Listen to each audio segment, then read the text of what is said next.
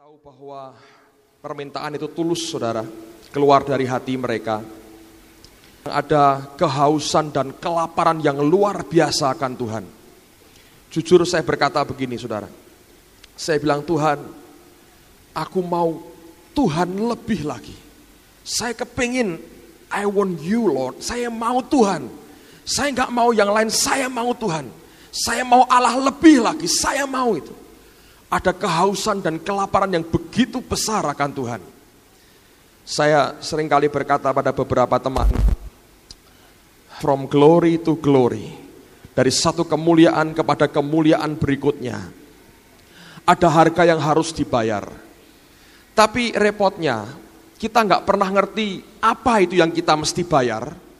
Kelak kita akan tahu, tapi pada masa awal tidak pernah kita tahu kita mesti bayar apa.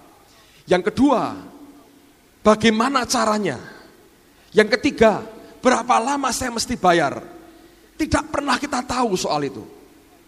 Dan hanya diminta ketaatan hari demi hari, itu yang dia minta. Dan kemudian tiba-tiba dia kerjakan sesuatu dalam kehidupan kita.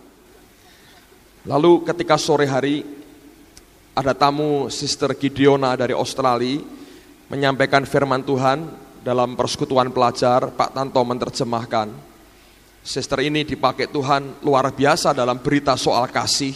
Saya sangat diberkati dengan khotbahnya. Pak Tanto menerjemahkan juga dengan bagus sekali. Saya percaya itu dan saya diberkati.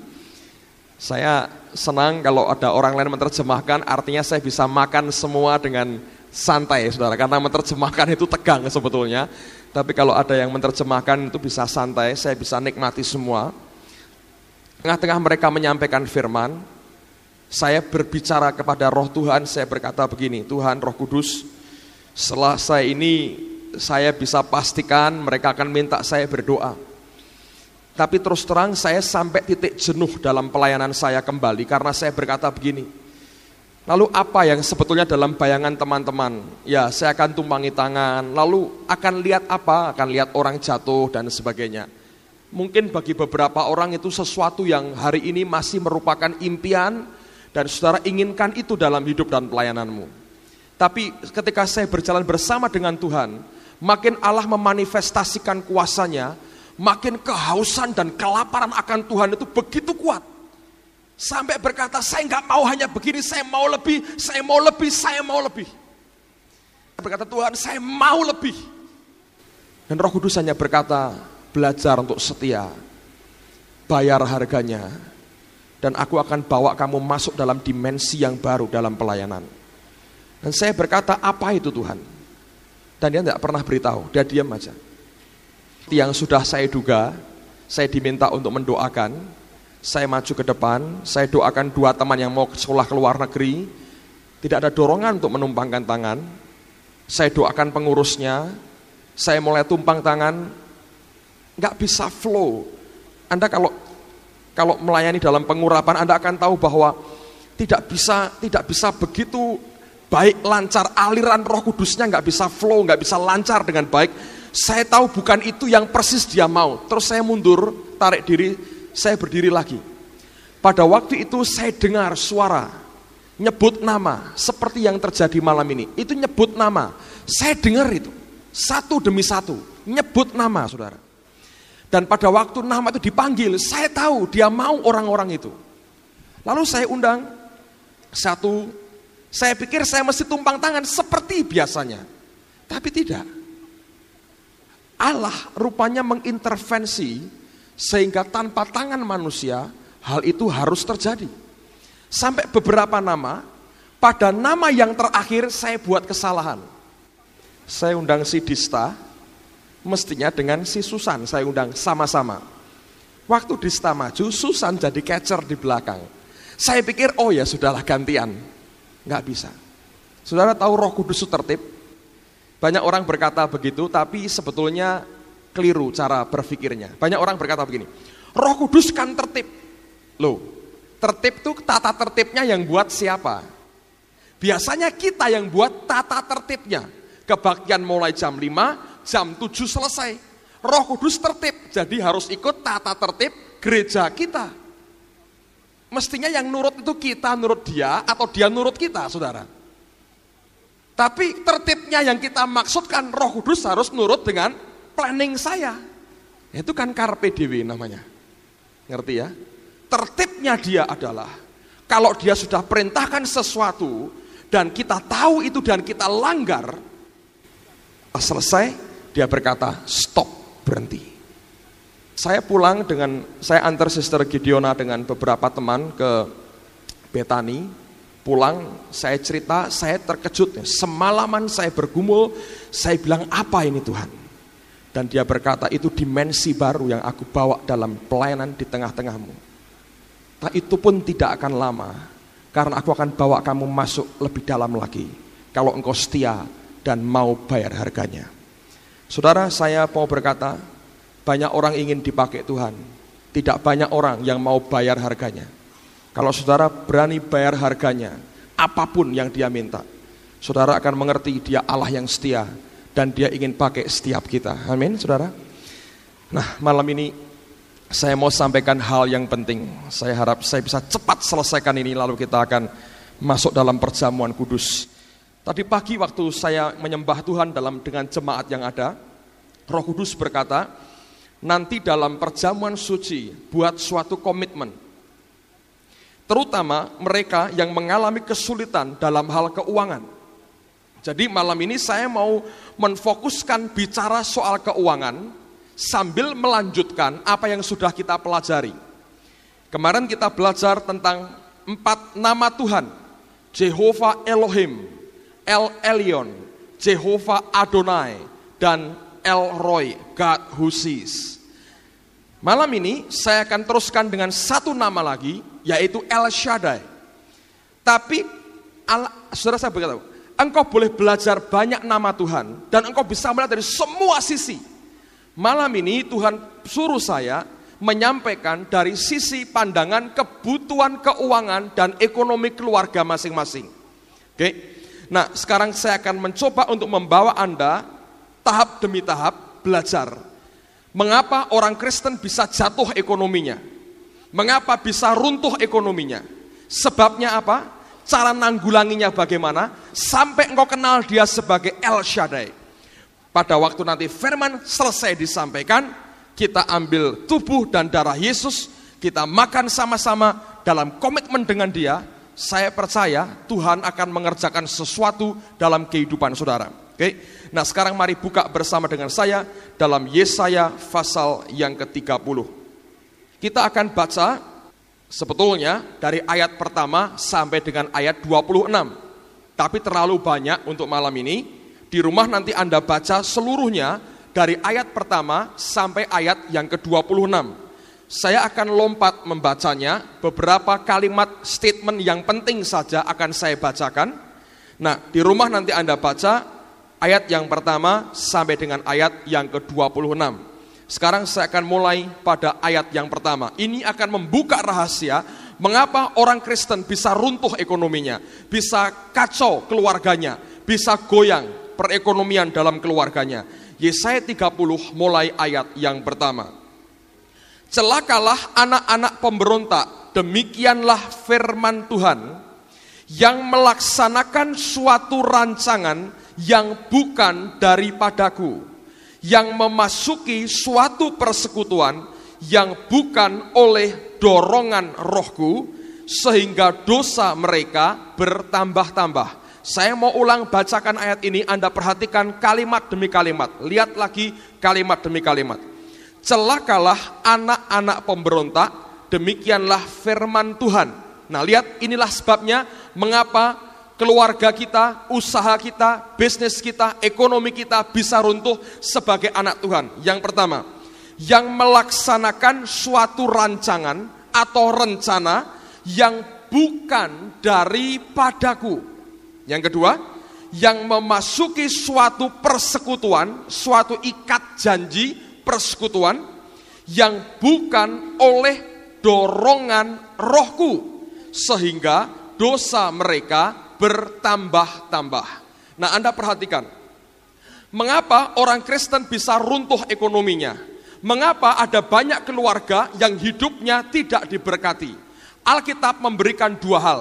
Yang pertama, Karena kita melakukan suatu rencana, menindakkan suatu rencana yang ternyata bukan rencana Allah. Dan yang kedua, kita melakukan suatu ikatan janji tertentu, ikatan kontrak tertentu yang ternyata bukan berasal dari Roh Tuhan yang mendorong kita. Nah, kalau Anda baca dua statement tadi, itu jelas menunjukkan Allah yang kita sembah adalah Allah yang ingin sekali dilibatkan dalam seluruh aspek kehidupan kita, bahkan menyangkut pekerjaan, menyangkut bisnis, menyangkut keluarga, menyangkut teman hidup, dan segala-galanya. Dia tidak mau hanya sebagai orang yang kerjaannya hanya approval, memberikan persetujuan, tapi dia mau terlibat, bahkan mulai dari perencanaan, pelaksanaan, sampai kapan waktunya, Rohnya akan mendorong. Kepada siapa kita berusaha, kepada siapa kita berhubungan, Rohnya mau terlibat sejak dari awal mula.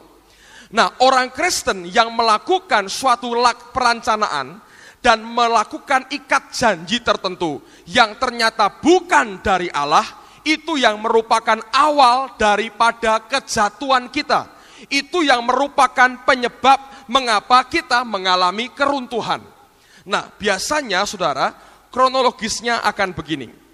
Yang pertama, langsung kita buat perencanaan, kita membuat suatu kontrak tertentu, apakah itu kontrak penyediaan barang dengan harga tertentu, atau mungkin ikatan menjaminkan uang, atau ikatan menjaminkan piutang tertentu dengan orang lain. Ada banyak ikatan yang kita buat, yang ternyata bukan karena dorongan Roh Allah.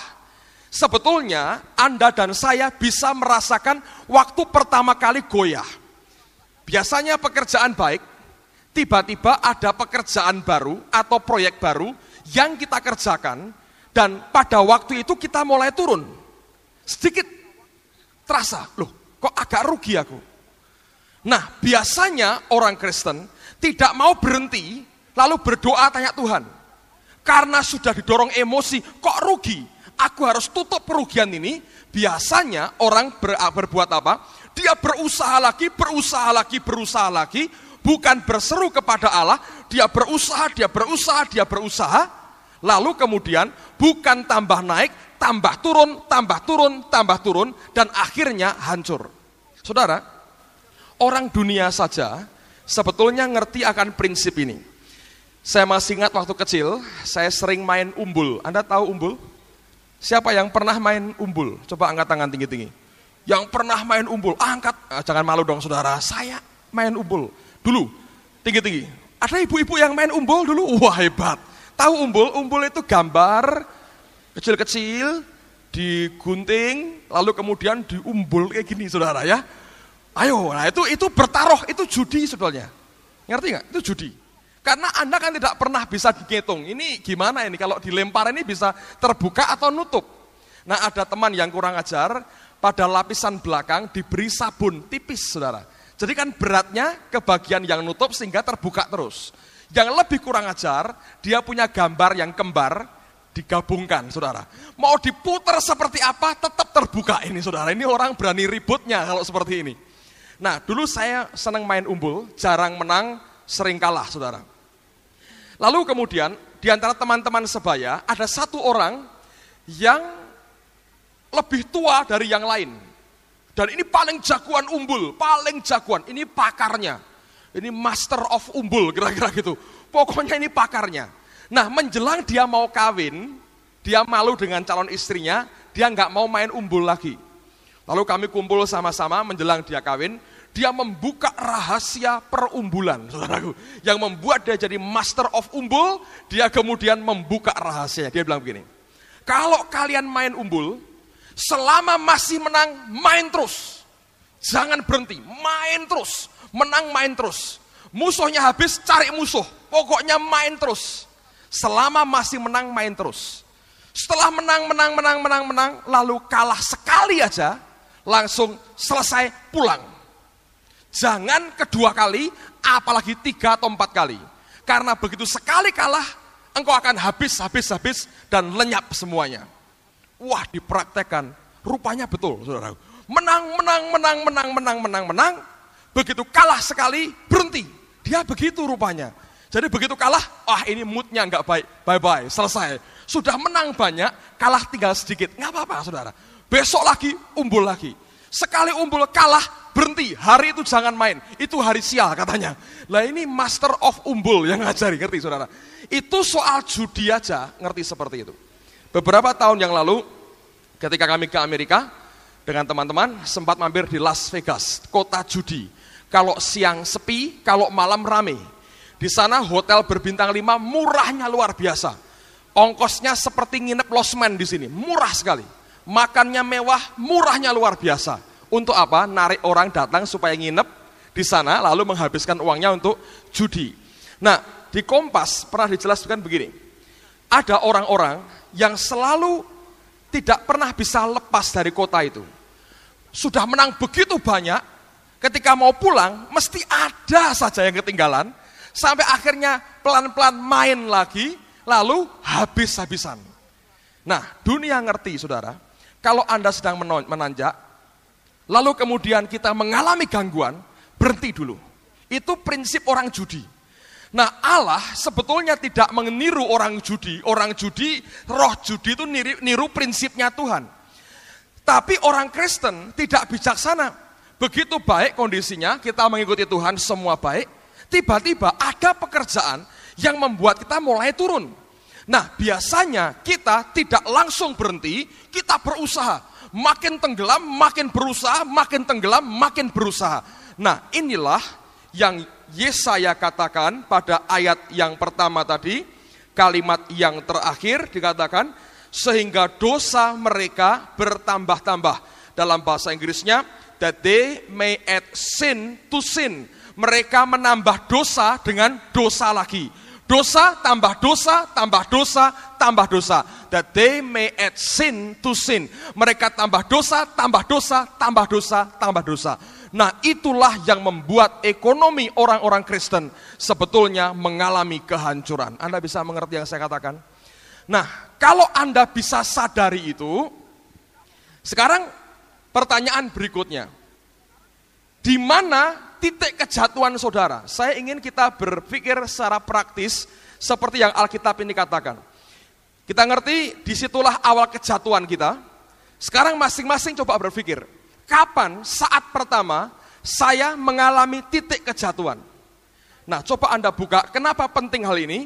Dalam 2 Raja-Raja pasal yang ke-6. Anda perhatikan mulai ayat yang pertama. Pentingnya kita tahu di mana titik kejatuhan kita. Pada suatu hari, berkatalah rombongan Nabi kepada Elisa, cobalah lihat, tempat tinggal kami di dekatmu ini adalah terlalu sesak bagi kami. Baiklah kami pergi ke sungai Yordan, dan masing-masing mengambil 1 balok dari sana, supaya kami membuat tempat tinggal untuk kami. Jawab Elisa, pergilah. Lalu berkatalah seorang, silakan ikutlah dengan hamba-hambamu ini. Jawabnya, baik, aku akan ikut. Maka ikutlah ia dengan mereka. Setelah mereka sampai di sungai Yordan, mereka pun menebang pohon-pohon. Dan terjadilah, Anda perhatikan nih, ketika seorang sedang menumbangkan sebatang pohon, jatuhlah mata kapaknya ke dalam air. Lalu berteriak-teriaklah ia, wahai tuanku, itu barang pinjaman. Tetapi berkatalah abdi Allah, kemana jatuhnya? Lalu orang itu menunjukkan tempat itu kepadanya. Kemudian Elisa memotong sepotong kayu, lalu dilemparkannya ke sana. Maka timbullah mata kapak itu dibuatnya. Lalu katanya, ambillah. Orang itu mengulurkan tangannya dan mengambilnya. Ada orang pinjam kapak dari orang lain. Dia pakai nebang, mata kapaknya jatuh. Dia teriak, ini orang bagus. Ini orang yang tanggung jawab. Utang mau nyaur, saudara. Utang mau bayar hutangnya. Celaka Tuhan, barang pinjaman. Saya mesti kembalikan, saya utang ini, saya pinjam. Elisa, the Lord is my Savior. Tuhan itu juru selamat. Simbol daripada Yesus. Dia mau tolong, tapi dia tanya, di mana jatuhnya? Ya pokoknya jatuh, gak bisa saudara. Kita yang mesti berkata, nih di sini jatuhnya. Dia lemparkan sepotong kayu dan kapak itu mengapung kembali. Saudara, Kalau engkau sadar di mana letak jatuhmu, itu awal yang baik. Ngerti dulu yang pertama. Mengapa sampai aku bisa runtuh ekonomiku? Mengapa bisa gagal ekonomiku? Sadari pertama itu. Yang kedua, pertanyaan kedua, di mana letak jatuhnya? Kapan itu? Pertama kali, kapan jatuhnya? Apa penyebabnya? Setelah itu, apa yang kita perlu kerjakan? Lihat kembali kepada Yesaya pasal yang ke-30. Sekarang lihat pada ayat yang ke-15 sampai dengan ayat 16 saja. Sebab beginilah firman Tuhan Allah yang Maha Kudus Allah Israel. Dengan bertobat dan tinggal diam, kamu akan diselamatkan. Lihat, bertobat dan tinggal diam, kamu akan diselamatkan. Dalam tinggal tenang dan percaya, terletak kekuatanmu. Bahasa Inggrisnya, itulah kekuatanmu. Dalam tinggal tenang dan percaya is your strength. Tetapi kamu enggan. Kamu berkata, bukan. Kami mau naik kuda dan lari cepat. Maka kamu akan lari dan lenyap. Katamu pula, kami mau mengendarai kuda tangkas. Maka para pengejarmu akan lebih tangkas lagi. Dengar saudara, ini kebiasaan orang. Begitu kita jatuh, bukan lalu kemudian bertobat dan tinggal diam, lalu percaya akan Tuhan, tapi kita cenderung untuk jatuh dan berusaha lagi. Jatuh dan berupaya lebih keras dengan kemauan kita sendiri. Engkau bukan tambah naik, engkau akan tambah turun. Engkau bukan tambah diberkati, engkau akan tambah runtuh, tambah jatuh. Nah, ini yang tidak banyak orang Kristen sadari. Allah berkata, dengan bertobat dan tinggal diam, kamu akan diselamatkan. Tapi kita berkata, tidak, aku tidak mau. Aku mau naik kuda. Allah berkata akan dikejar, naik kuda tangkas juga tidak akan bisa kesampaian. Saudara sekalian, ini yang Tuhan mau. Yang pertama, saya ulang lagi. Lihat kemana jatuhnya kita. Sadar, oh ya, aku jatuh karena aku melupakan Tuhan dalam perencanaan dan perbuatanku, dalam ikatan bisnisku. Lalu yang kedua, di mana jatuhnya? Ngaku dengan Tuhan, di sini Tuhan jatuhku. Yang ketiga, dia minta apa? Bertobat dan tinggal diam. Terus suruh apa, Pak? Nah, lihat ayat berikut ini. Lihat pada ayat yang ke-18 dan ayat yang ke-19. Sebab itu Tuhan menanti-nantikan saatnya, hendak menunjukkan kasih-Nya kepada kamu. Sebab itu Ia bangkit, hendak menyayangi kamu. Sebab Tuhan adalah Allah yang adil. Berbahagialah semua orang yang menanti-nantikan Dia. Sungguh hai bangsa di Sion yang diam di Yerusalem, engkau tidak akan terus menangis. Tentulah Tuhan akan mengasihani engkau apabila engkau berseru-seru. Pada saat Ia mendengar teriakanmu, Ia akan menjawab. Nah, saudara dengar, setelah engkau tahu aku salah karena aku melupakan Tuhan dalam perencanaan, lalu engkau berkata, Tuhan, disinilah kejatuhanku. Aku ngaku, disinilah saatnya di mana aku jatuh. Lalu kita berkata, Tuhan, aku bertobat dari kejatuhanku dan dosaku. Dan Allah berkata, berteriaklah, berseru-seru kepada Allah. Dengar, habiskan dulu suaramu dan tenagamu bergumul dengan Allah sebelum engkau mencari bantuan orang lain. Sebelum engkau habiskan tenaga dan kekuatan dan suaramu kepada Allah, jangan usaha secara manusia, tidak akan pernah menolong. Karena yang pertama dia minta berseru, berteriak kepada Allah. Nah, sampai di sini banyak orang Kristen sudah tahu. Kita mendengar banyak orang mengajar tentang kelimpahan, tentang bagaimana beriman, bagaimana diberkati Allah. Saya setuju semuanya. Tapi nyatanya banyak orang kecewa. Pak, saya ikuti perkataannya, saya berseru, saya berdoa, saya berteriak-teriak, saya beriman kepada Allah. Nyatanya sampai hari ini tidak ada perbaikan. Ekonomi saya tambah turun dan tidak ada kemajuan apa-apa. Kenapa? Karena kita berhenti sampai di situ. Nah, lihat sekarang, apa yang perlu buat kita? Ayat yang ke-20, ayat yang ke-20. Nah, inilah cara Tuhan tolong kita. Dan walaupun Tuhan memberi kamu roti dan air serba sedikit. Berhenti dulu saudara, dengar. Ketika engkau mulai berteriak kepada Allah, tanda bahwa Tuhan menyertai kita adalah Dia memberikan roti dan air serba sedikit.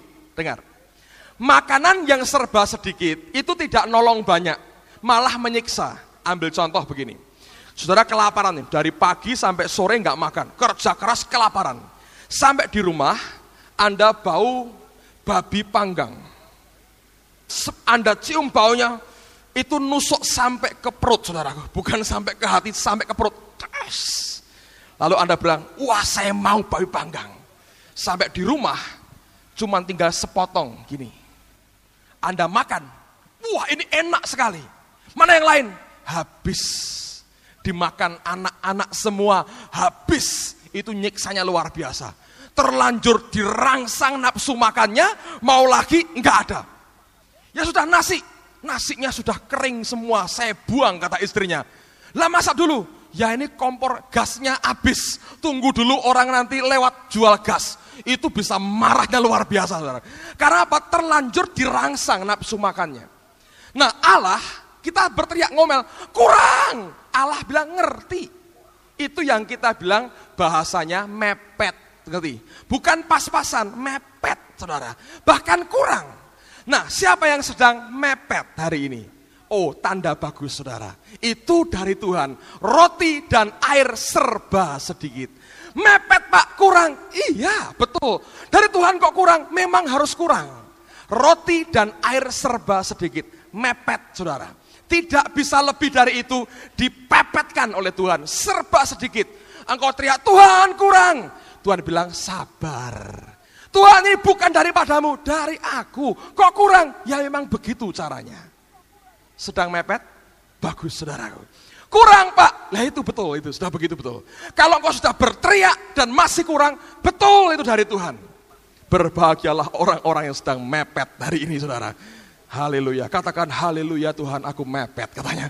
Bersyukur, kenapa? Dengar.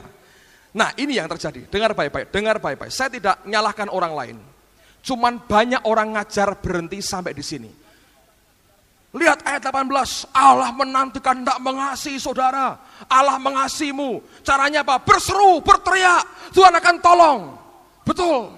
Pertolongan yang muncul pertama adalah mepet tadi. Roti dan air serba sedikit. Lalu kita kecewa. Mana bukti firman Tuhan? Saya teriak-teriak mepet terus. Tapi kan ada, ya tapi kurang. Ya tapi kan ada, tapi kurang. Teriak-teriakan seperti itu. Nah di sini letaknya.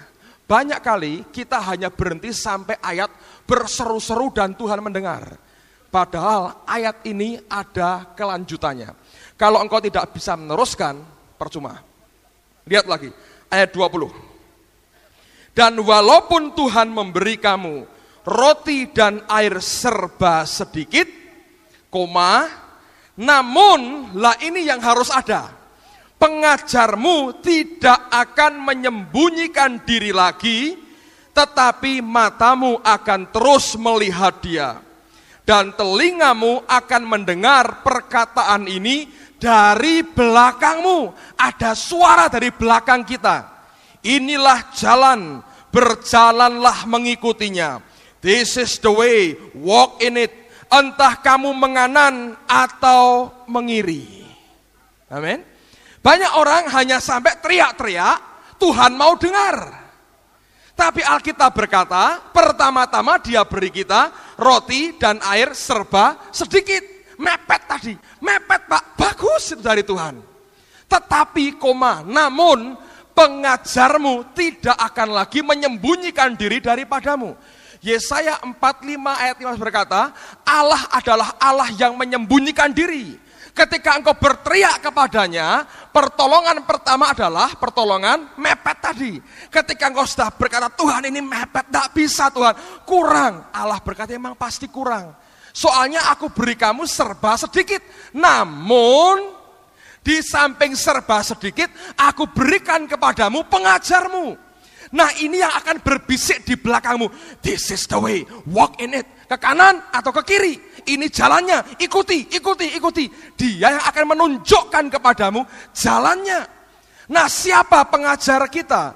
Coba buka dalam Yohanes pasal yang ke-14.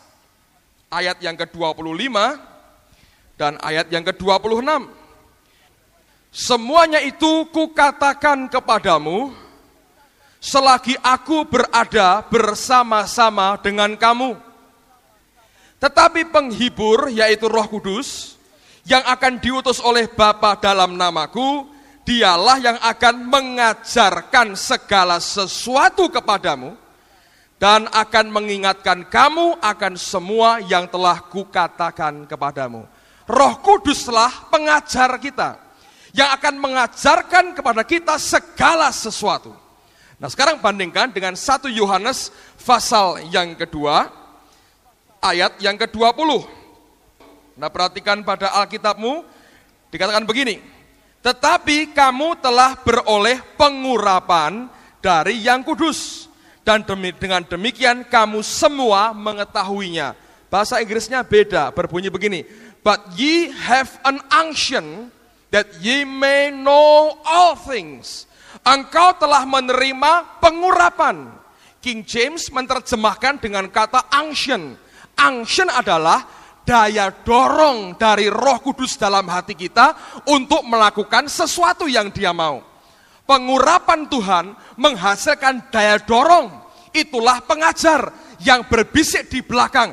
This is the way, walk in it. Inilah jalannya. Jalani itu ke kanan atau ke kiri. Nah, itu proses yang dilupakan oleh banyak anak Tuhan. Kenapa Allah tidak segera bisa memulihkan hidup kita? Karena engkau tidak mendengar perkataan pengajarmu yang dari belakang berkata, this is the way, walk in it. Kita sudah berteriak, Allah memberikan yang mepet tadi. Tapi engkau lupa, di samping roti dan air serba sedikit, Dia memberikan pengajar. Siapa itu? Roh Kudus.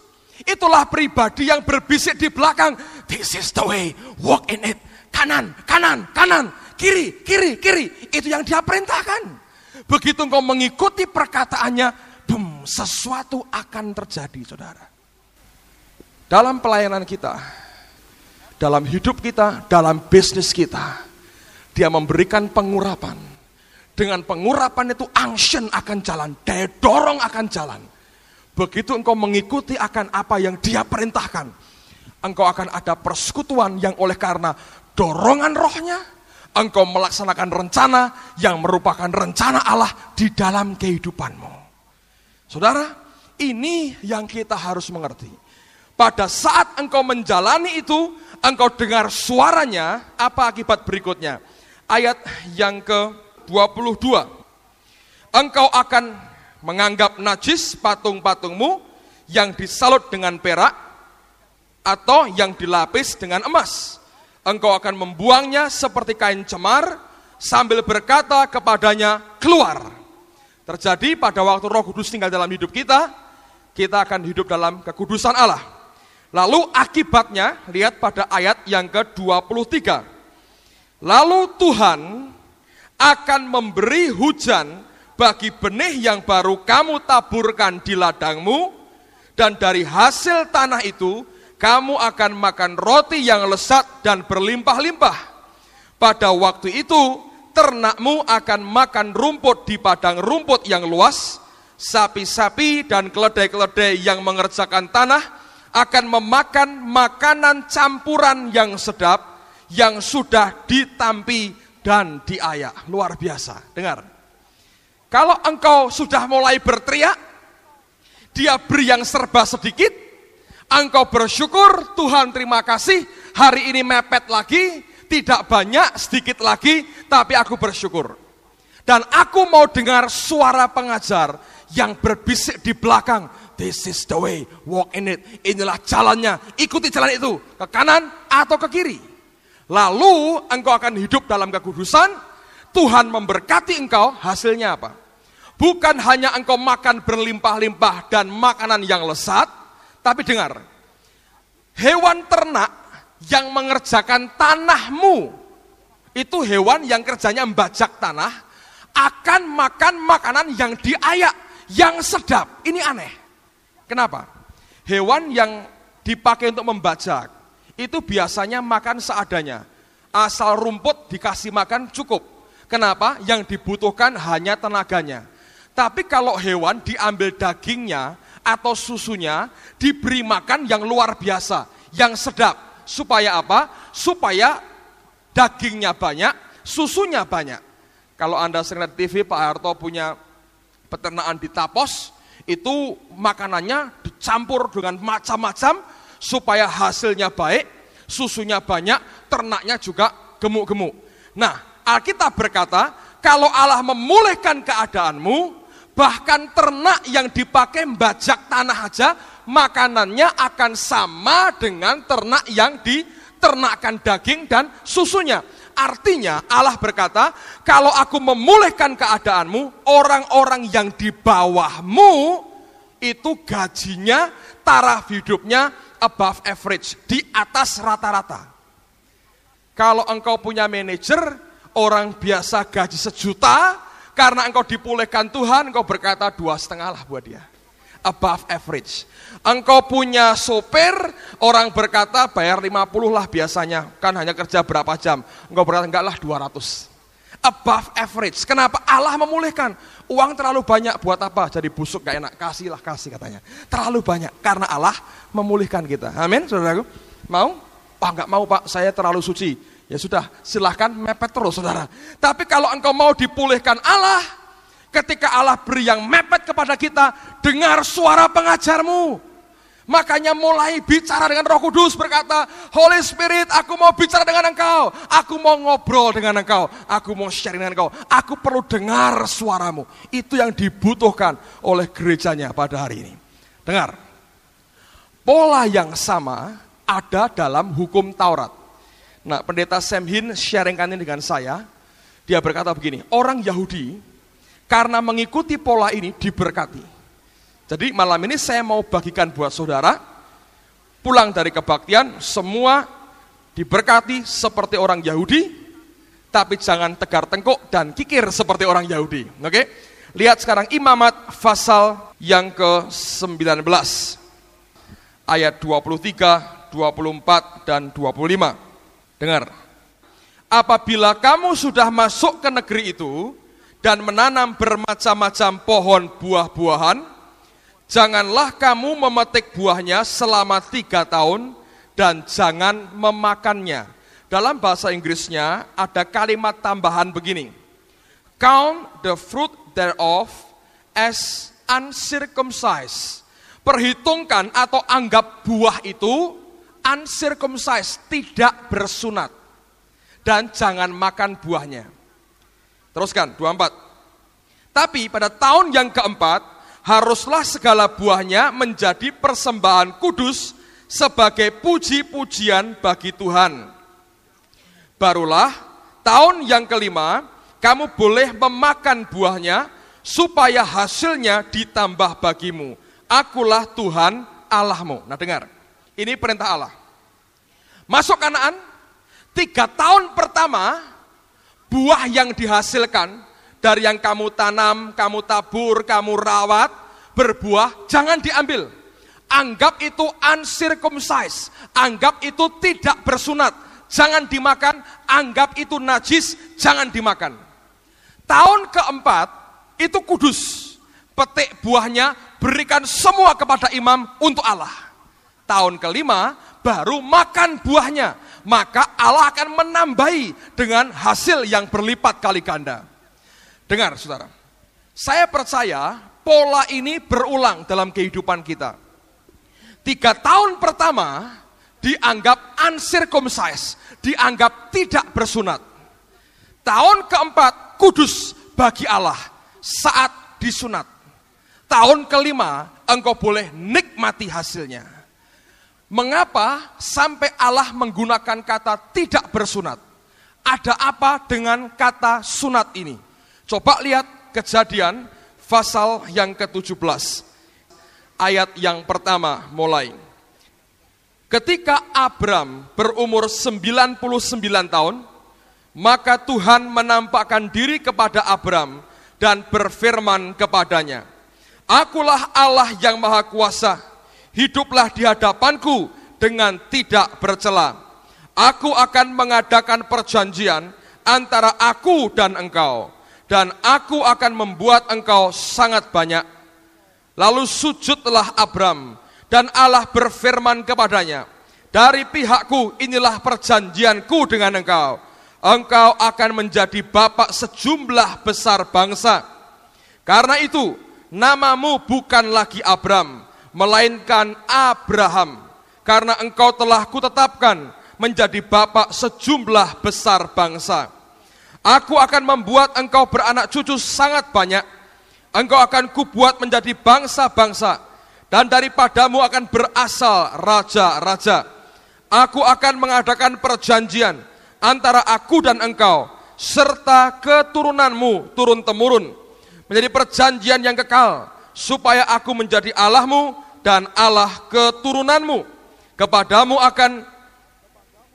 Kepadamu dan kepada keturunanmu akan kuberikan negeri ini yang kau diami sebagai orang asing, yakni seluruh tanah Kanaan akan kuberikan menjadi milikmu untuk selama-lamanya, dan aku akan menjadi Allah mereka. Dan firman Allah kepada Abraham, dari pihakmu engkau harus memegang perjanjianku, engkau dan keturunanmu turun-temurun. Inilah perjanjianku yang harus kamu pegang, perjanjian antara aku dan kamu serta keturunanmu, yaitu, perhatikan, setiap laki-laki di antara kamu harus disunat, haruslah dikerat kulit katanmu, dan itulah akan menjadi tanda perjanjian antara aku dan kamu. Anak yang berumur 8 hari haruslah disunat, yakni setiap laki-laki di antara kamu turun-temurun, baik yang lahir di rumahmu maupun yang dibeli dengan uang dari salah seorang asing, tetapi tidak termasuk keturunanmu. Orang yang lahir di rumahmu dan orang yang engkau beli dengan uang harus disunat, maka dalam dagingmu lah perjanjianku itu menjadi perjanjian yang kekal. Dan orang yang tidak disunat, yakni laki-laki yang tidak dikerat kulit katanya, maka orang itu harus dilenyapkan dari antara orang-orang sebangsanya. Ia telah mengingkari perjanjianku. Saudara, Allah berkata, Dia Yehova Elohim. Musa yang berkata, Allah adalah Yehova Elohim. Abraham berkata, engkau adalah El Elyon, engkau di honor, engkau yang punya segala-galanya. Abraham berkata, engkau Jehovah Adonai, engkau master, engkau bosku, engkau tuanku. Dan Hagar berkata, engkau El Roi, God who sees, Allah yang melihat. Semua adalah apa yang manusia katakan tentang Tuhan. Tapi kemudian ketika Allah siap berurusan dengan Abraham, Allah yang berkata begini, Tuhan berkata, akulah Allah yang maha kuasa, akulah Allah El Shaddai, akulah Allah El Shaddai. Itu pertama kali dia memperkenalkan dirinya sebagai Allah El Shaddai. Kapan itu? Waktu Allah membuat perjanjian dengan Abram dengan sunat sebagai tanda. Dan Allah berkata, mulai saat itu yang tidak bersunat dibuang, dibunuh, disingkirkan. Itu pengkhianatan, singkirkan, najis, tidak berkenan di hadapan Allah. Dan yang disunat itu kudus dan diberkati oleh Tuhan. Dengar baik-baik, saya mau rangkumkan, dengar baik-baik. Kenapa kita jatuh? Satu, pada waktu kita mulai melakukan rencana yang bukan dari Allah, membuat ikatan yang bukan karena dorongan rohnya. Setelah itu, engkau harus sadar di mana titik kejatuhanmu. Sadari, akui di hadapan Allah. Lalu engkau bertobat dan tinggal diam. Sadar, bertobat, minta ampun. Lalu engkau mulai berteriak, berseru kepada Allah. Itu bagianmu, kerjakan semua. Lalu Allah mulai bertindak. Dia beri yang serba sedikit, roti dan air serba sedikit. Dan pengajarmu yang harus engkau dengar. Kalau engkau berteriak dan tidak mendengar kata pengajarmu, tidak ada pertolongan. Pengajar yang berkata, this is the way, walk in it. Inilah jalannya, ikuti jalan ini. Pada waktunya engkau hidup dalam kekudusan dan berkat Allah diberi. Pola yang sama Alkitab katakan dalam perjanjian lama, dalam hukum Taurat. Ada masa uncircumcised. Engkau kerja mati-matian sepertinya nggak ada hasilnya. Mepet, serba sedikit. Lalu ada tahun yang untuk Allah. Pada waktu itulah dikuduskan bagi Tuhan. Kapan itu? Pada waktu engkau mulai mendengar suara pengajarmu. Dan saat itu engkau kenal dia sebagai El Shaddai, the Almighty God. Engkau bergumul. Engkau mencoba bergumul, nggak ada hasilnya. Dan tiba-tiba engkau dengar dia berbicara. Dan langsung rohmu berkata, engkau El Shaddai, Allah yang maha kuasa. Abram diganti Abraham. Father, the exalted father. Bapak yang dihormati. Abram artinya bapak yang dihormati. Allah berkata, waktu engkau mulai dengar suaraku, aku berkata, aku El Shaddai. Engkau jadi Abraham, father of multitude. Bapak dari banyak bangsa. Bukan cuma dihormati, engkau berkembang begitu rupa. Dan pada waktu engkau dengar pengajarmu, kenal dia sebagai El Shaddai. Dan hidupmu akan diberkati. Pada waktu engkau kenal akan pengajarmu, titik balik berlaku dalam hidupmu. Engkau boleh teriak. Kalau engkau tidak pernah dengar apa yang dia katakan, tidak ada titik balik dalam hidupmu. Semua dikerjakan. Allah berkata uncircumcised, tidak ada gunanya. Buang semua, serba sedikit, mepet semua. Sampai tahun keempat engkau lalui. Kapan itu? Ketika pengajarmu mulai berbisik dan engkau berkata kepada semua patung, be gone, keluar katanya. Kenajisan keluar dari hidupmu. Holy, kudus bagi Tuhan. Kenal sebagai El Shaddai, the Almighty God. Waktu engkau mulai dengar suaranya, berkatnya dicurahkan dalam hidupmu. Dan engkau akan hidup above average, di atas rata-rata. Saya nggak tahu sampai di mana engkau bisa tangkap firman Tuhan ini. Tapi ini yang saya mau kerjakan malam ini.